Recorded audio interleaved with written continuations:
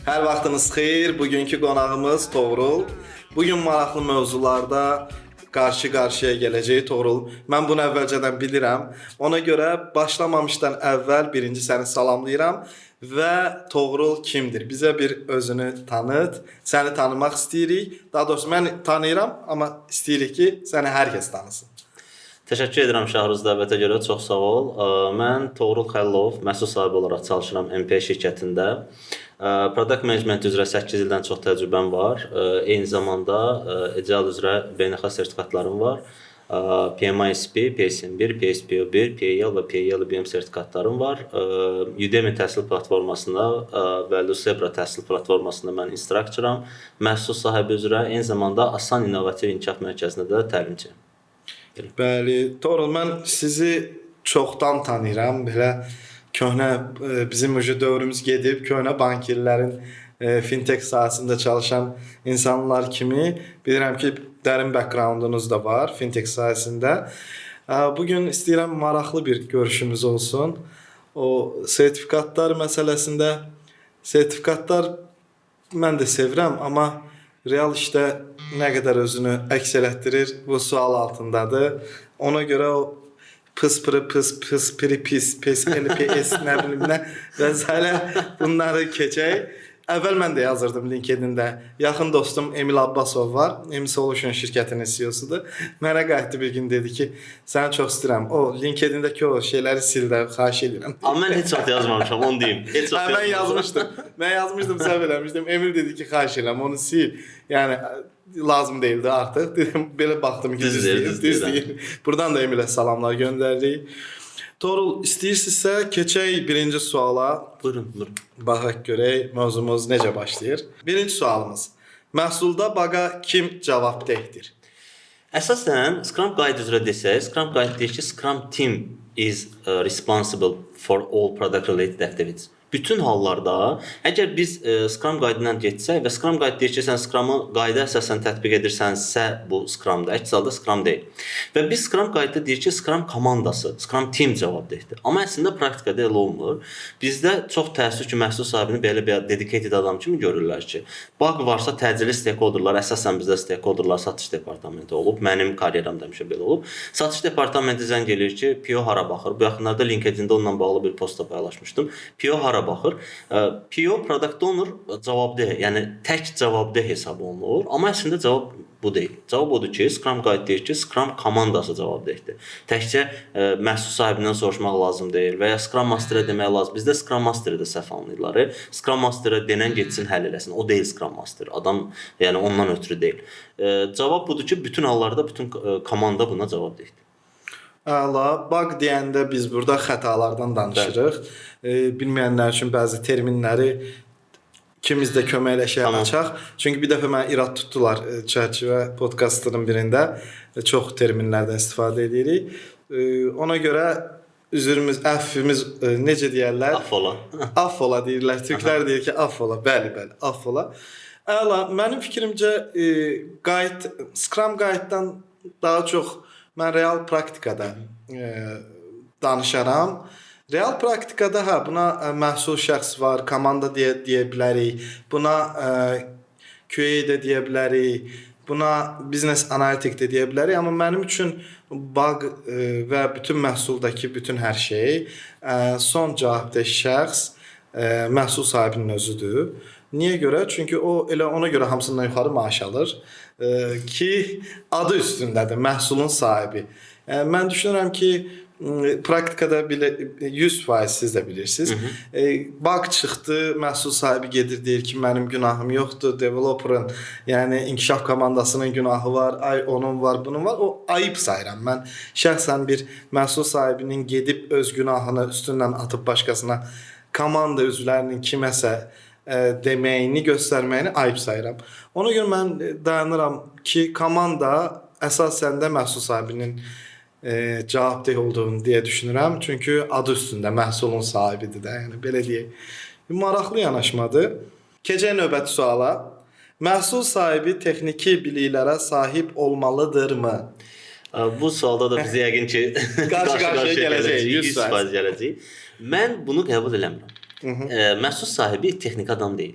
İstisna harda var? Banklarda və IT şirkətlərində bəzən olur ki, məhsulun belə deyək də, texniki inkişaf, məsələn, nümunə üzərindən deyim, biz hər ikimiz bankda çalışmışıq və bankda biz hansısa mobil tətbiq üzərindən, məsələn, deyək ki, müştəri kart edir. O sadəcə onu bir əməliyyat kimi görürdü. Amma onun bəkində nə qədər tranzaksiyalar getdi də, çox böyük əməliyyatlar, böyük proses getdi və biz nəticədə belə deyək, oradakı nə qədər adam çalışır, o məhsulun bəkində çalışan development komandası var ki, vaxtıyla developer olublar, sonra gəlib məhsul sahibi olublar.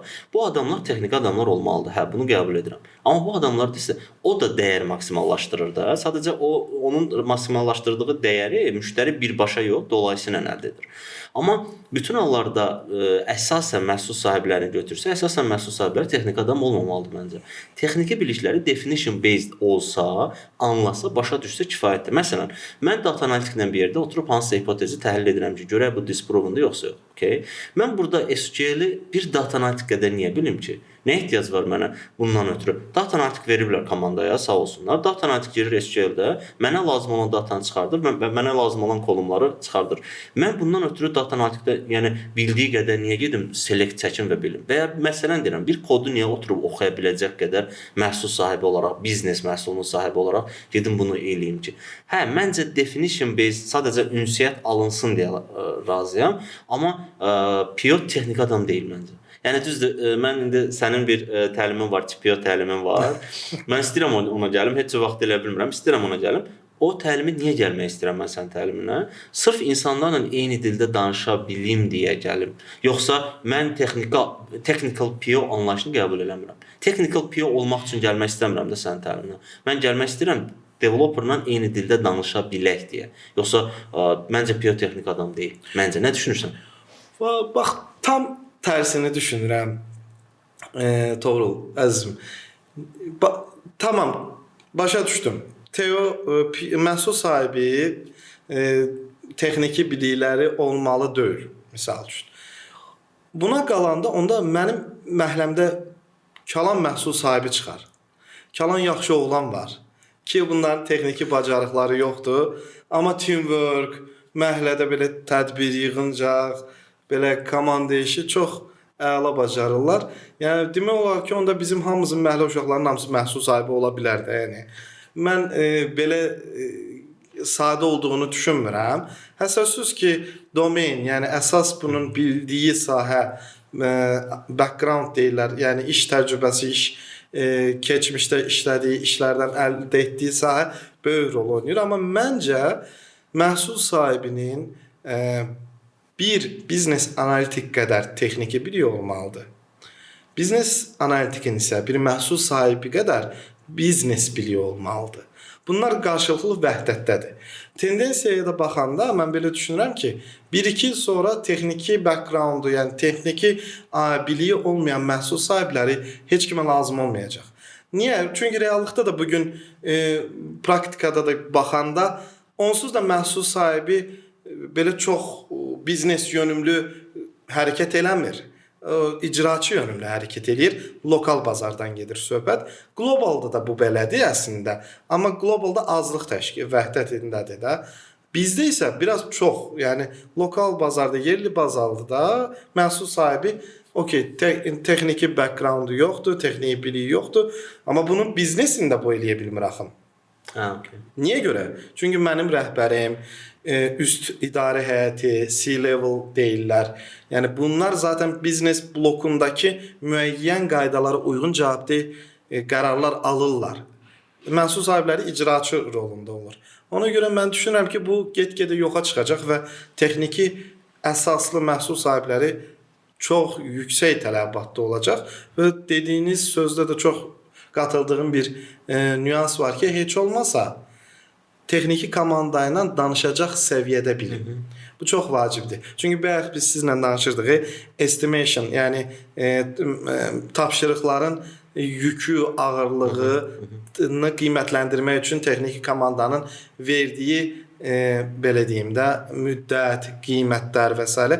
bunların saxta olub olmadığını biz bilə bilmərik texniki backgroundumuz olmasa. Yəni necə fikirləşirsən? Razıyam o halda ki, dediyim kimi sırf eyni dildə danışa bilək deyə texniki biliklərim olmalıdır və sırf ondan ötürü mən fikirləşirəm ki, sənin keçdiyin hazırki təlimlər çox ciddi fayda yaradır, dəyər yaradır, amma bu anlayışı da qəbul eləmirəm ki, biznes analitik qədər məhsul sahibi texniki bilikləri olmalıdır. Məsələn, biznes analitik yaxşı biznes analitik olur da. Bizdə belə bir anlayış var axı. Filankəs yaxşı biznes analitikdir, gəl bunu PO qoyaq. Bu məncə düzgün yanaşma deyil. Yaxşı biznes analitik daha yaxşı biznes analitik olur, nəinki PO. Yəni belə baxmaq lazım deyil də. Sən biznes analitiksən, gələcəkdə PO olacaqsan. Bu deyil də. Yəni PO olaraq da yanaşma da başqadır. Yəni razıyam səndən ki, eyni dildə danışaq və ya estimation vaxtı biz bilək ki, məsələn 8 story point verdi. Bu doğrudan da mı 8 dəyişdi? Bu səviyyədə mən bilməliyəm, razıyam. Amma ümumiyyətlə TPO anlayışının özünü qəbul eləmirəm. Mən technical product owner anlayışını qəbul eləmirəm və nə gözəldir. Yəni gəl belə onda belə bir şey deyim. Məhsul sahibi biznes analitik qədər texnikini bilməm. Məncə məhsul sahibi ilə bir mənalı biznes analitik arasında 2 dənə fərq var. Biri introvertdir, biri ekstravertdir. İntrovertlər çox vaxt BA olur, biznes analitik. Ekstravertlər də olur, məhsul sahibi. PO, product owner. Yəni bunun əsas fərq budur sadəcə. Bir də əsas fərq məhsul sahibi biraz vay-şüvəni bacaran adam olmalıdır. Belə deyim də, əməlli başlı Odalov olmalıdır da. Xarakter əsaslı bunun xarakteri bunu tələb edir də. Komandanı irəli çəksin, reklam eləsin, işləri aparsın. Amma biznes analitiklərdə belə olmur. Onlar introvertin yanaşı, onlarda bir dənə şey var. Ver işimi görüm də. Mən işim nədir? Ver o işimin aşırdım, əlasıca. Məndən heç nə istəmir. Abi məni çatmayan sən nədir? Mən Swagger-da girib niyə test eləməyə bilim ki? Belə bacarıram. Bunu sağ olsunlar, uşaqlar öyrədiblər mənə. Bir köhnə iş yoldaşım developer öyrədi mənə. Amma İxtiyar Əsgərov, mən də salam göndərirəm buradan. Paşa həyatda işləyir hal-hazırda. O öyrədi mənə test eləməyi. Onu da sırf öz marağımdan öyrənmişəm amma. Mən bunu niyə bacarım? Bax gördün sən də pillə-pillə get-gedə texniki background-u öyrənməyə səni dövr və gələcək məcbur eləyir. Onsuz da bunu TPO da bunu eləmir. Sadəcə elə müəssisələrimiz var ki, misal üçün orada PO ilə BA eyni işi görür. Yəni BA yoxdur da, bilir. Məsələn Yumiko-da elə. Yes, bildiyim qədərilə. Onlarda bir adam bunların ikisini də bilməlidir. Və bu xaricdə bu daha çoxdur. Yəni xaricdə daha çoxdur. Vakansiyalara baxsaq, tendensiyada görürəm ki, məhsul sahibi azalır, texniki məhsul sahibi çoxalır. Bu mövzuda bir dəfə Vurğun abi ilə danışmışdım, Vurğun Hacıyev. O da əsasən ondan mən bu fikrə gəldim və araşdırdım. Çox düzgün bildirmişdi ki, texniki məhsul sahibləri yeni erada daha üstə çıxacaq. Yəni və gördüm ki, abi sözünü boş yerə demirik. Və görək indi. Məncə burada fikri rəylərə buraxaq. Görək bizim həmkarlarımız nə fikirləşir. Davam eləyək? Davam eləyək, əlbəttə. Aha. Növbəti sual, Toğrul. Səncə yaxşı məhsul sahibi olmaq üçün hansı bacarıqlar əsasdır? Scrum.org-un rəsmi saytında və rəsmi YouTube kanalında bir mütəxəssisin bildirdiyi fikirdir. Tam razıyam adamdan. Deyir ki, o Scrum-un rəsmi olaraq təlimçisidir. Deyir ki, bir insanda 2 xüsusiyyət olarsa ondan məhsul sahibi olar. Birincisi, müşahidə qabiliyyəti olmalıdır. Adam müşahidə eləməlidir ki, insanların filan problemi var və bu personanın filan problemi var. Onu kənardan absorb eləməlidir ki, ona uyğun hipotez irəli sürsün və ondan sonra gedib həmin hipotezin validated və invalidated olmasını sübut eləsin. Amma bütün hallarda müşahidə qabiliyyəti olmalıdır. Yəni adam xaraktercə göz açıq adam olmalıdır. İkincisi də quickly decision maker olmalıdır. Yəni sürətli qərar verməlidir. Bir problem var. Təcili qərar verməlidir ki, biz bu yolla gedəcəyik. Bu yolla getsək tunelin sonunda işıq var. Amma bu bəzən belə olmur. Mən məsələn karyeramda bunu yaşamışam ki, səhv qərar vermişəm. Amma həmin dəqiqə sürətli qərar verməyim lazımdır. Edək və ya etmək. Sistemi dayandıraq, dayandırmayaq. Filan xidməti dayandıraq yoxsa dayandırmayaq. Mən bunu eləmişəm. Səhv qərar verdiyim də olub. Düzdür, təcrübə artdıqca səhvlərin sayı azalır, artıq düz qərarlar verməyə başlayırsan əlbəttə. Amma bütün hallarda belə deyək, bu 2 xüsusiyyətə sahib olan adamlar məncə çox yaxşı məhsul sahibi olurlar. Sən nə düşünürsən? Mən biraz mövzuya başqa cür yanaşacağam. Mən düşünürəm ki, bu məhsul sahibinin biraz abardıblar. Yəni bizim belə deyim də lokalda çox abardıblar hətta deyə bilərəm. Yəni burada belə wow ya da ki fantastik bir vəzifə deyil də məhsul sahibi. Sadəcə məsuliyyətli bir vəzifədir, amma bir wow vəzifə deyil. Məhsul sahibinin bir dənə sual verəcəm, tam başa düşəcəksən. Experience, yəni təcrübə ilə gələn bir sual verəcəm. Səncə komanda içində dedikodu eləyən kimdir? Dedikodu eləyən ən çox kimdir? Mənim praktikamda bir UX/UI olub, bir də PO-lar. Dinən niyə? Çünki IT həmişə introvert olur, başını aşağı salır, vaxtı İşini olmur. görür, hə. Eyni qaydada biznes analitiklərin əksəriyyəti də, yəni də introvert olur, işini görür. Haçan baxıram aranı qatan ya PO olur, ya da UX/UI dizaynerlər. Hər ikisi çünki danışan adamdır. Aktiv adamlardılar. Ona görə bu da demək olar ki, bu xüsusiyyətlərdən biridir. Təbii ki, bu bir zarafat yani bir yanaşmadır. Ona görə haterlıq eləməsinlər, amma real praktikada budur. Məhsul sahibi və PO və ya BA belə deyək də, bayaq mən dedim hansı amillərə, ona görə bir də toxunmaq istəmirəm, yoxsa məni linç eləyəcəklər. Keçən növbəti sual. Hansı kitab, kurs və ya təcrübə sənə ən çox təsir edib? Təşəkkür edirəm suala görə. Mənim üçün birincisi Working Backwards bu kitab idi. Məncə tövsiyə edirəm bütün həmkarlarıma ki, belə stol üstü, masa üstü kitab olmalıdır. Amazon uğur hekayəsidir. İkincisi isə çox da tanınmayan kitabdır, amma çox bəyənmişdim onun hekayəsini. Unlocking Business Agility with Evidence-Based Management sırf data-driven decision making-dən bağlıdır və orada əsasən bir neçə bizneslər nümunə göstərmişdi və əsasən BlackBerry telefonları üzərinə getmişdi ki, vaxtı ilə hamının istifadə elədiyi telefon idi və bir anda yox oldu. Apple bazara çox yaxşı məhsul təqdim elədi və bir anda yox oldu. O məhsulun hekayəsini anlatır və çox xırda detallarına qədər gedir ki, yəni customer experience olmadan biz məhsul yaratacaq, sonda nə baş verəcək? Bunu tövsiyə edirəm. Qaldı ki, sertifikatlara və kurslara özümə və digər həmkarlara tövsiyə edirəm ki, texniki biliklər razıyam ki, səndən daha çox tələb var və texniki biliklər artırılması üçün həm yerli, xarici, Udemy və s. onlayn kurslar tövsiyə edirəm və sertifikatlardan isə tövsiyə edirəm ki, PMI-SP-ni alsınlar. Biraz uzun vaxt alır, amma PMI-SP yeni xüsusilə başlayan həmkarlar üçün önəmlidir. Çünki burada təkcə Scrum-ı öyrənmirsən, digər frameworkları da öyrənirsən və daha detallı öyrənmiş olursan. Təkcə Scrum qaydı, IBM qaydı oxuyub öyrənmirsən, daha detallı getmiş olursan. PSP zaten hamının var, hamı alır və üçüncü tövsiyə elədiyim sertifikat PAL IBM-dir. Professional Agile Leadership IBM sertifikatıdır. Bu sertifikat da ondan ötürüdür ki, PO-nun birbaşa eləməli olduğu işdir də, yəni data əsaslı qərar vermədir. Bunları tövsiyə edirəm. Əslində dediyin kitablar və istiqamətlər çox yaxşıdır. Mən isə sıfırdan başlayanlar üçün hər hansı bir kitabı tövsiyə eləməyəcəm. Niyə görə Toğrul? Çünki mən burada biraz fərqliyəm. Mən özüm bütün o kitablardır, kurslardır, özün bilirsiniz də siz də. Onsuz da kifayət qədər sertifikatlarımız var, bitirmişik və heç birinin heç vaxt xeyrini görmədim. Niyə görə? Bir, çünki mənim işlədiyim müəssisə o şəraiti yaratmadı ki, mən onu tətbiq edeyim. İki, o tətbiq eləmək üçün belə mənim bir təxəyyülüm olmadı ki, mən oxuduğumu emal edeyim, işdə belə edeyim. Ona görə mən tövsiyə eləyərdim praktiki əsaslı yerli kursları ilk növbədə. Ondan sonra gedib o sertifikatları almaqları ilkin başlayanlar üçün təbii ki. Çünki biz o sertifikatı alanda artıq 8-9 il hərəmizin stajı var idi. Bəlkə də çox, bəlkə az deyə bilmərəm. Yəni bizim üçün o sertifikatları almaq vacib idi. Amma indi birincidən elə gedib o kurslara girib sertifikatı almaq onlara heç bir dəyər verməyəcək. Çünki o başa düşməyəcək. Orada cümlə ona nə demək istəyir, misal üçün.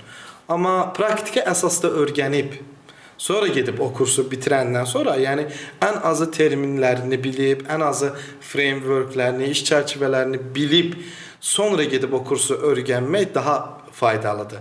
Yəni universiteti bitirən kimi, getdim, nə bilim, Coursera-ya, Udemy-ya, ora, bura. Yəni bu biraz fail elətdirir adamı.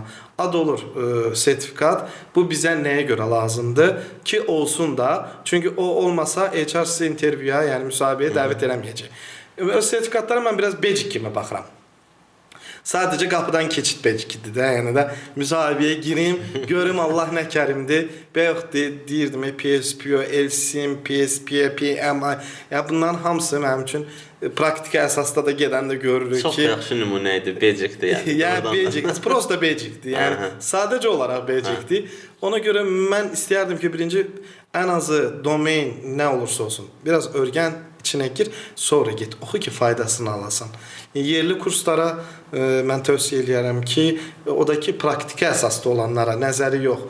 Gedirsən, bu nə deməkdir, o nə deməkdir. Mən bunu YouTube-da da deyirlər, bunu Udemy-də də deyirlər, amma praktiki əsasda öyrətmək daha faydalı olduğunu düşünürəm. Məhsul sahibləri haqqında ən çox yayılmış yanlış anlaşılma nədir? Məncə, məhsul sahibləri haqqında ən çox yanlış anlaşılma, bəlkə də burada da biz səninlə razı olmayacağıq, amma tək dedicated adam PO-dur, okey. Nə baş versə PO-dan soruş, mən başa düşürəm, məhsul sahibidir. Yəni ownership olaraq da mən bundan imtina eləmirəm. Ownership götürürəm, problem yoxdur. Amma nə baş versə ondan get soruş məsələsindən razı deyiləm. Məsələn, UAT olunub və biz hansısa bir dizaynda razılaşmışıq da, UAT-dən bir nəticə çıxıb ki, bu template-nə davam edirik. Development olub, ən sonunda qərar verilib və sonra da bir təhlil aparılmışdır ki, bu UAT-ni səhv eləyib dizayner də. Axı PO prosesdə iştirak eləmir. UAT-ni səhv eləyib, nəticədə template səhvdir. Development səhv gedib, cost of change artıb, biz dəyişməliyik, təzədən template-i və s. Burada cavabdeh PO deyil. Burada mən onun tərəfdarı deyiləm, ki, gedək yapışaq product dizaynerin yaxasından ki, sən səhv eləmsən. Kimsə blame eləməyin tərəfdarı deyiləm.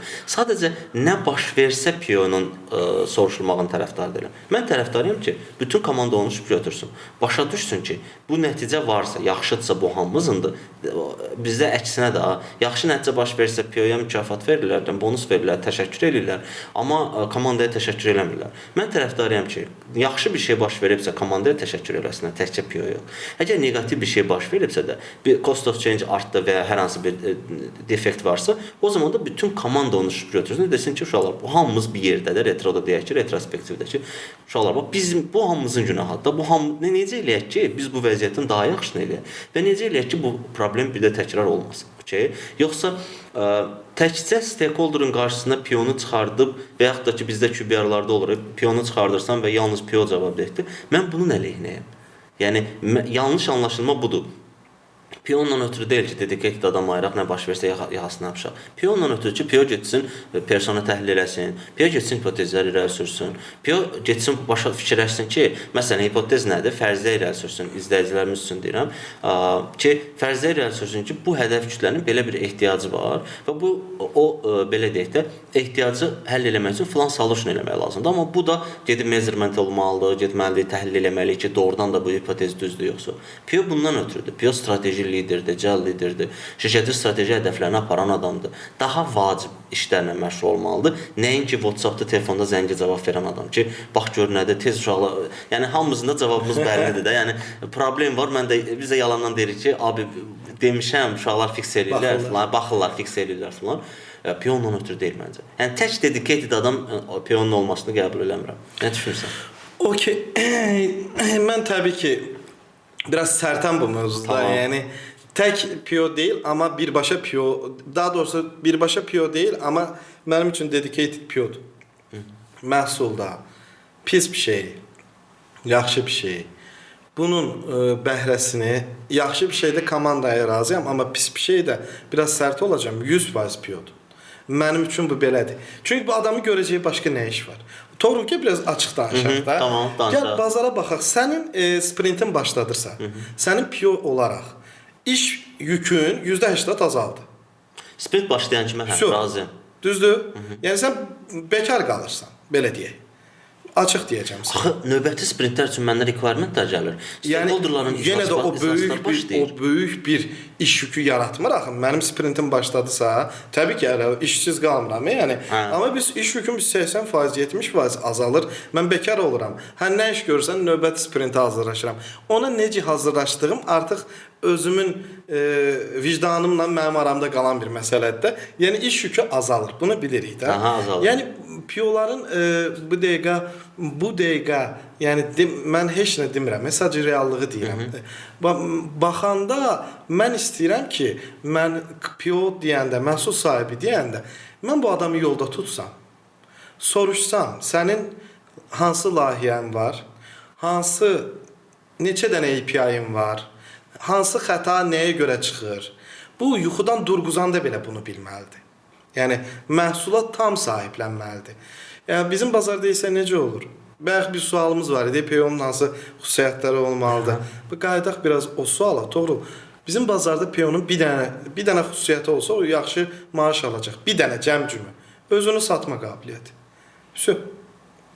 Yəni bazarda o qədər məhsul sahibi var ki, A to Z, yəni A-dan Z-yə 2 dənə heç servis və ya xidməti tam işləyib bitirməyib. Və kifayət qədər yaxşı satıcılıq bacarıqları var deyə kifayət qədər yaxşı yerdə işləyirlər və yaxşı maaşlar alırlar. Reallıqda necə olur bu? Kimsə çıxır gedir, hansısa gözünə döndüyüm işi başladır, sonra maaşını qaldırmırlar, bonusunu vermirlər, layihənin axırına yaxın çıxır gedir. Yerinə təzəsi gəlir, təzəsi layihənin sonuna gəlir, ad oldu ki, bu təzə gələnin layihəsidir. Belə şey olur. Belə şey olar. Yəni o da götürür CV yazır, mən bu layihəni işləmişəm. Yəni deyən yoxdur. Yəni bir dənə sual verim. Bizim hamımızın onurğa sütunu nədir? Scrum Team-də. Hə, yəni backend. Bəli. Developer. Yəni sən istəyirsən divara dırmaş, ağaca dırmaş, divara nə bilim cırmaqla, sən IT-dən asılı adamsın. Və məhz backenddən asılılığı var və backendlər bizdə etiraf eləmək lazımdır ki, yaxşı backendlər azdır. Azdır, bəli. Yaxşı frontendlər çoxdur, amma yaxşı backend. Məsələn, yaxşı dizaynerlərimiz var, yaxşı QA-lərimiz var, doğrudan da elə QA-lərimiz var. Mənim təcrübəmdə də işlədiyim yerlərdə və backenddə yaxşı backendlər azdır. Çünki backend olmaq çətindir. Ona görə ki, detalına getdikcə daha da çətinləşir deyə. Uşaqlar backenddə daha çox gedirlər kurslara. Çünki oranın maaşı çoxdur da, fikirləşirlər ki, backenddə gedir. Amma əksinə backend o qədər çətindir ki, yaxşı backendlərin sayı çox azdır. Yaxşı backend yaxşı pul istəyir də. Müəssisə də cahil beyin müəssisə də deyir ki, mən o pulu verəcəyimə təzə 2-3 dənə kurs bitirmiş, nə bilim, 2 il stajı olan birini gətirim. Xərcdən belə deyim, azaldır xərcini, amma buradan long term'ünü fikirləşmir. O cahil. O düşüncə tərzi məncə get-gedə dəyişir. Doğru. Onda keçək növbəti suala. Yeni nəsil məhsul sahiblərinə nə tövsiyə edərsən?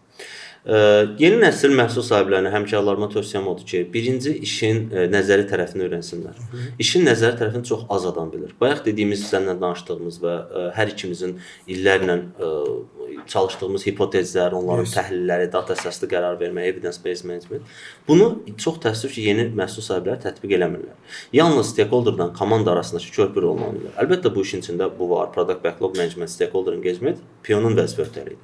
Amma paralel olaraq da evidence-based management-i oxusalar, paralel olaraq kitablar oxusalar daha yaxşı olar. Nəzəri biliklərini daha çox artırsalar və ikinci tövsiyəm də ki, customer experience-ə çox önəm versinlər. Çünki əks halda səhv istiqamətdə gedə bilərlər. Müştərinin istədiyi məhsulu deyil, özlərinin intuisiyasından gedə bilərlər ki, nəticədə bu məhsul alınmaya bilər. Ən əsas tövsiyəm bunlardır. Buyur, sən hansı tövsiyələr verə bilərsən gənc həmkarlarımıza? Mən gənc həmkarlarımıza tələsməməyi tövsiyə edirəm. Ən vacib şey, yəni bir il işləyib sonra mən maaşımı artırın, mən filan şey eləyin deməməyi tövsiyə edirəm. Biraz heç olmasa 3 il eyni sizin də dediyiniz kimi əsas sahəni mənimsəmək, 3 il mənimsəməyi tövsiyə edirəm. 3 ildən sonra eyni iş yerində qalmamağı tövsiyə edirəm. Əgər maaşı artırmasalar, gedin, dəyişin. Ən vacib nüans budur. Sonra mən tövsiyə eləyərdim ki, daha çox global bazardakı təcrübələri araşdırsınlar, networking tədbirlərinə getsinlər və kənara çəkilməsinlər. Və təcrübəli PO-larla danışsınlar. Təcrübəli PO dediyim bu illə ölçülən bir şey deyil. Sadəcə sahə üzrə bir var tanınan məhsul sahibləri. Bir var onların tanınan məhsul sahiblərinin hamısı deməyəcəm, tamam. Amma bir 50% içi boşdur. Bir də var işi bilən məhsul sahibləri. Axtarıb bunları tapsınlar. Onsuz da bu komanda üzvləri ilə, biznes analitiklərlə, developerlarla danışanda onlar deyəcək kimin qabı boşdur, kimin qabı doludur. Onlarla bir tez-tez müsahibələr aparsınlar, dostlaşsınlar, çalışsınlar, ətrafında çoxlu dostlar olsun. Mən bunu tövsiyə edərdim, Toğrul. Maraqlı idi. Qoşuluram. O rəylərə ki, hardakı həm networking çox önəmlidir, həm də ki, iş yerini dəyişmək barədə %100 razıyam. Yəni iş yeri dəyişmək çox yaxşı təcrübədir. Əla, görək rəylərdə sağcılar yoxsa solcular çox olacaq. Mənə də maraqlıdır. Toğrul, çox sağ ol gəldin. Çox sağ ol iştirak elədin. Səni tanımaq onsuz da xoş idi. Bugün burada görmək 2 qat xoş oldu. Təşəkkür edirəm dəvətimizi qəbul etdiyiniz üçün. İnşallah bizim yolumuz tez-tez kəsişəcək və bu sahəyə bir yerdə, bu ekosistemə bir qıvılcım olsa da dəstək ola bilərik. Təşəkkür edirəm Şahruz. Bütün Çərçivə podkast izləyicilərinə təşəkkür edirəm ki, bizi sona qədər izlədilər. Sənə dəvətinə görə təşəkkür edirəm və ümid edirəm ki, bundan sonra da razıyam səndən ki, ekosistemimizə hər hansı bir faydamız olarsa, hər hansı bir dəyər yaradıqsa, nə xoş bizə. Əla. Təşəkkürlər. Sağ olun. Hələlik.